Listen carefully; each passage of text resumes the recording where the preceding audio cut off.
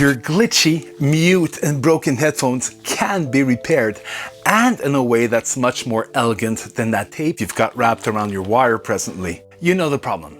You've got intermittent sound in one ear depending how you move the wire, or no sound at all. Well, I've got 3 sets of headphones to repair. And in all 3 cases, the wire or the plug is the problem because those are the most fragile, flimsiest components in headphone construction. No matter how much you might have paid for your wired headphones, the cable seems to be the weak link. These 3 I have here are fairly inexpensive, and some have been repaired more than once, as is the case with my gaming headphones, which have been broken, glued, rebroken, re-glued so many times, but I still use them. And I'll keep repairing them until they pretty much disintegrate. Sometimes the plug will become defective. Sometimes there'll be a break in the wire from metal fatigue or from being pulled too often. Sometimes you simply forget you've got these on as you get up and walk away from your gaming console, your computer, your TV, your workstation. First, let me explain the standard wiring of headphones. These 3.5mm jacks are divided into 3 sections, 3 conductors. They're commonly called TRS, or tip ring sleeve. The very tip carries the signal for the left ear, the center ring is for the right ear, and this entire bottom section is a common carrier or ground for both sides. That's 3 wires, though you'll often find 2 individual wires with unshielded strands of copper wire wrapped around those. There's also TRRS for conductors, tip ring sleeve, for headphones like my gaming headphones, which have the addition of a microphone. In this case, the sequence goes left, right, ground, then microphone. Different manufacturers have their own way of wrapping their wire within the cable. So you might see the addition of wrapped nylon or cotton to give the assembled cable more strength. But whatever, more often than not, the problem lies somewhere from here to here. It's the cable. It's the plug.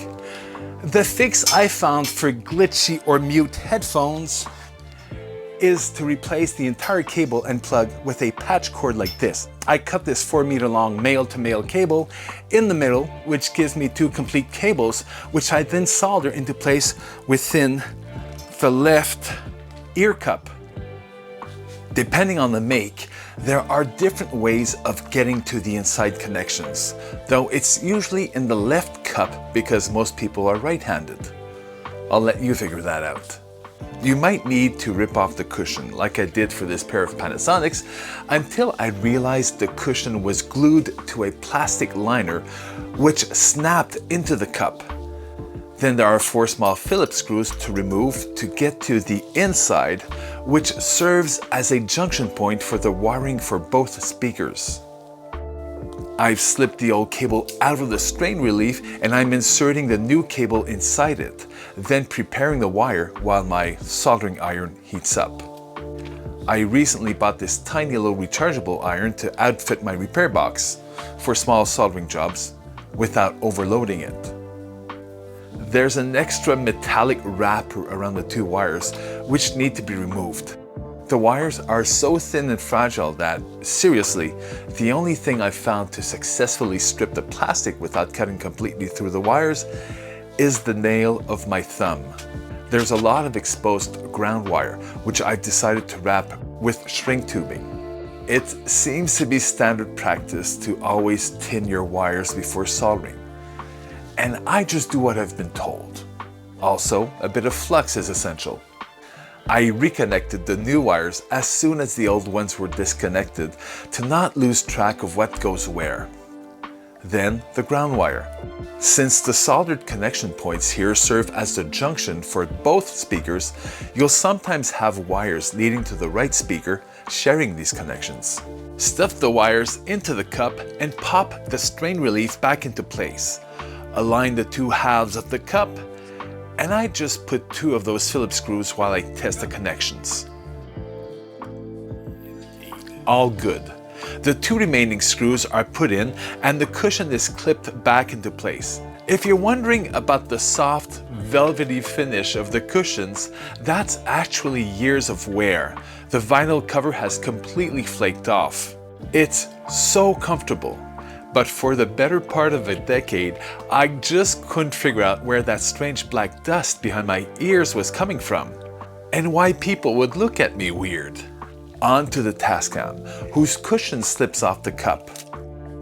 Then, 3 small Phillips screws hold the 2 parts of the cup together. Unfortunately, there's a thick glob of hot glue holding the wires in place, which will make attaching the new cable a pain. So after slipping the new cable through the strain relief and tying a loose knot, I'm prepping the wires to solder them onto the ones already in place. There's some of that nylon cord I mentioned getting in the way. Again, these wires are so thin and fragile that my thumbnail is the only thing which I found which can efficiently strip them. Now preparing some shrink tubing, slipping them over the wires, and once the wires are connected, I'll slide them over the soldered connections and then heat them up to shrink them. Repeat the same steps for the other wires, including the ground wires, which I decided to all connect together. Shrink tube, screw that strain relief plate back into place, stuff the wires back into the cup, 3 Phillips screws go back in, and test. Again, fully functional. The cushion for this model stretches and then squeezes into a slight gap between the 2 halves of the cup. It's a bit of a hassle to fit, but once it's in, it's in. Another option, if the break was close to the end of the wire, and if I wanted to attempt the same repair as when I was a teenager, I could install aftermarket jacks. Just this portion here. It might be just me, but I like this method of swapping out the entire cable. What happily surprises me is just how repairable these are. So if you're looking for wired headphones, take a look at how they're constructed. Have they got a flimsy little cable? Or maybe there doesn't seem to be a way to get into them. Maybe they're glued instead of assembled with screws. Well, that's up to you. We have a saying here in Quebec, c'est à toi les oreilles. Literally, those ears belong to you. It means you heard the warning, the orders, the instructions, so you should know what to do. You should know better, but it's up to you.